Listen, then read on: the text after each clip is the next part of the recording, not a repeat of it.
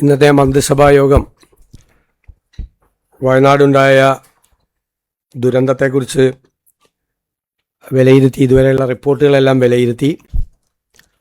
ഈ അപകടമുണ്ടായ ഇടയായ സാധ്യതകളെക്കുറിച്ചും അന്വേഷിക്കുന്നതിന് സാങ്കേതികവും നിയമപരവുമായ നടപടികൾ സ്വീകരിക്കുന്നതിന് തീരുമാനിച്ചിട്ടുണ്ട്. അതോടൊപ്പം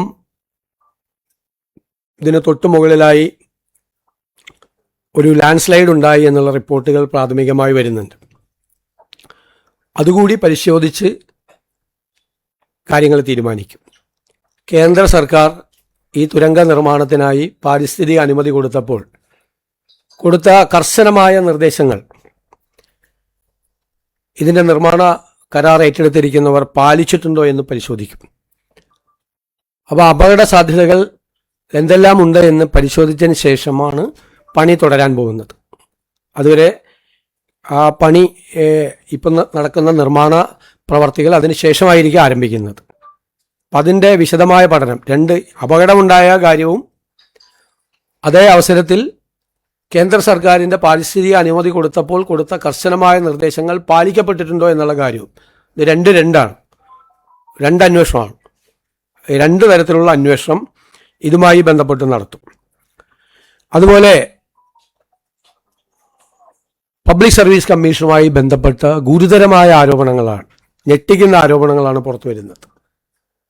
പരീക്ഷ സംബന്ധിച്ച ക്രമക്കേടുകളെക്കുറിച്ച് അതിൻ്റെ പരാതിയും മറ്റു കാര്യങ്ങളും ലഭ്യമായതനുസരിച്ച് ക്രൈംബ്രാഞ്ച് ഈ ക്രമക്കേടുകളെക്കുറിച്ച് അന്വേഷിക്കാൻ തീരുമാനമെടുത്തിട്ടുണ്ട്. വിഴിഞ്ഞം പോർട്ടുമായി ബന്ധപ്പെട്ട് വിഴിഞ്ഞം ആ പോർട്ടിൻ്റെ ഭാഗത്ത് നിന്നുകൊണ്ട് അവരുടെ കമ്പനിയുടെ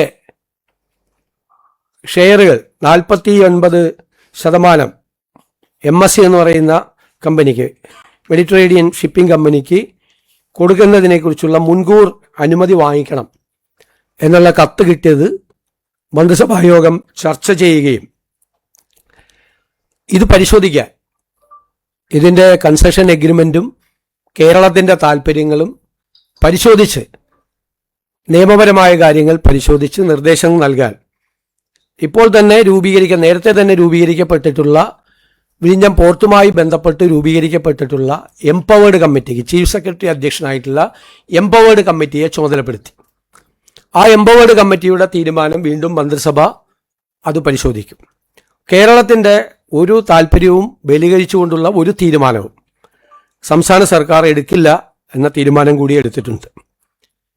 പിന്നെ നമുക്ക് സുപ്രീം കോടതിയിലെ സീനിയർ സ്റ്റാൻഡിംഗ് കോൺസലിനെയും സ്റ്റാൻഡിംഗ് കോൺസൽമാരെയും ഹൈക്കോടതിയിലേക്കുള്ള കുറച്ചുകൂടി സ്പെഷ്യൽ ഗവൺമെൻറ് പ്ലീഡർമാരെയും സീനിയർ ഗവൺമെൻറ് പ്ലീഡർമാരെയും നിയമിച്ചിട്ടുണ്ട്. 100 ദിവസത്തെ പരിപാടി അടക്കമുള്ള കാര്യങ്ങൾ കോർഡിനേറ്റ് ചെയ്യുന്നതിന് വേണ്ടി മുഖ്യമന്ത്രിയുടെ ഓഫീസിലും CS-ൻ്റെ ചീഫ് സെക്രട്ടറിയുടെ ഓഫീസിലും ഒരു പ്രോഗ്രാം മാനേജ്മെൻറ്റ് കോർഡിനേഷന് വേണ്ടിയിട്ടുള്ള പ്രത്യേകമായ സംവിധാനം ഏർപ്പെടുത്തിയിട്ടുണ്ട്. 100 ദിവസത്തേക്കുള്ള പദ്ധതി, അതുമായി ബന്ധപ്പെട്ട് മുഖ്യമന്ത്രി തന്നെ 19 മന്ത്രിമാരും അവരുടെ വകുപ്പുകളുമായിട്ടുള്ള മീറ്റിങ്ങുകൾ ഇന്നലെ കഴിഞ്ഞു. അപ്പോൾ അത് സമയബന്ധിതമായി ആ പദ്ധതി പൂർത്തിയാക്കുന്നതിന് വേണ്ടിയിട്ടും ആ പദ്ധതി നിരീക്ഷിക്കുന്നതിന് വേണ്ടിയിട്ടും ഒരു ഓപ്പൺ പോർട്ടൽ, അതായത് മാധ്യമങ്ങൾക്കും പൊതുസമൂഹത്തിനും പരിശോധിക്കാൻ കഴിയാവുന്ന തരത്തിലുള്ള ഓപ്പൺ പോർട്ടൽ, ഓരോ ഡിപ്പാർട്ട്മെൻറ്റിൻ്റെയും 100 ദിവസത്തെ പദ്ധതികൾ, അതിൻ്റെ പുരോഗതി. അപ്പോൾ അത് അവിടെ കളർ കോഡാണ് കൊടുത്തിരിക്കുന്നത്. പൂർണ്ണമായി 80% മീതെ പൂർത്തിയാക്കിയാൽ ഗ്രീൻ കളറാണ്, 50-നും 70-നും ഇടയ്ക്ക് പൂർത്തിയാക്കിയാൽ ആംബറാണ്, ഓറഞ്ച് കളറാണ്. തുടങ്ങിയിട്ടില്ല പരിപാടി, കാര്യമായിട്ടൊന്നും പോകുന്നില്ലെങ്കിൽ റെഡ് കളറാണ് കൊടുത്തിരിക്കുന്നത്. അപ്പോൾ ഒരു പൊതുസമൂഹത്തിൻ്റെയും മാധ്യമങ്ങളുടെയും നിരീക്ഷണത്തിന് വിധേയമായിക്കൊണ്ടാണ് 100 ഡേയ്സ് പ്രോജക്റ്റ് നടപ്പാക്കുന്നത്. ആ പ്രോജക്റ്റുകൾ വിശദമായി വിലയിരുത്തി ഓരോ പ്രോജക്റ്റുകളും അത് നടപ്പാക്കുന്നതിന് വേണ്ടി വിവിധ ഡിപ്പാർട്ട്മെൻറ്റുകളിലെ വിവിധ ഉദ്യോഗസ്ഥരെ ചുമതലപ്പെടുത്തി. അതൊരു പരീക്ഷണം പോലെയാണ്. ഏറ്റവും ഭംഗിയായി ഫോളോ അപ്പ് ചെയ്ത് ഏറ്റവും കൃത്യമായി 100 ദിവസത്തിനുള്ളിൽ ഈ പദ്ധതികൾ മുഴുവൻ പൂർത്തിയാക്കാൻ വേണ്ടിയിട്ടുള്ള വലിയൊരു ശ്രമമാണ് അത് ആരംഭിച്ചിട്ടുള്ളത്. അപ്പം നിങ്ങൾക്കും മാധ്യമങ്ങൾക്കും അതിൻ്റെ പീരിയോഡിക്കലായിട്ടുള്ള പ്രോഗ്രസ് റിപ്പോർട്ട് ചെയ്യാനും എന്താണ് ഓരോ ഡിപ്പാർട്ട്മെൻറ്റിലും നടക്കുന്നതെന്നും മനസ്സിലാക്കാൻ വേണ്ടിയിട്ടുള്ള ആദ്യമായിട്ടാണ് ഇന്ത്യയിൽ ഇങ്ങനെ ഒരു സംവിധാനം ഒരു സംസ്ഥാനത്ത് ചെയ്യുന്നത്. നിങ്ങളുടെ കൂടി ഒരു ഒബ്സർവേഷൻ, അഡ്മിനിസ്ട്രേറ്റീവ് ഒബ്സർവേഷൻ വേണ്ട സ്ഥലത്ത് നിങ്ങളുടെ കൂടി ഒരു നിരീക്ഷണം വെച്ചുകൊണ്ടുള്ളതായിരിക്കും ഈ 100 days പ്രോജക്റ്റ്.